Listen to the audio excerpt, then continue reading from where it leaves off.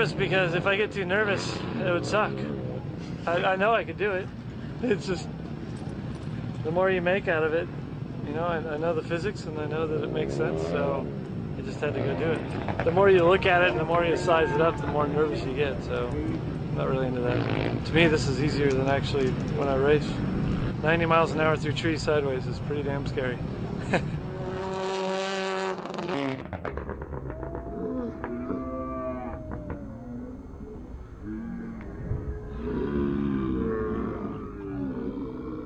That was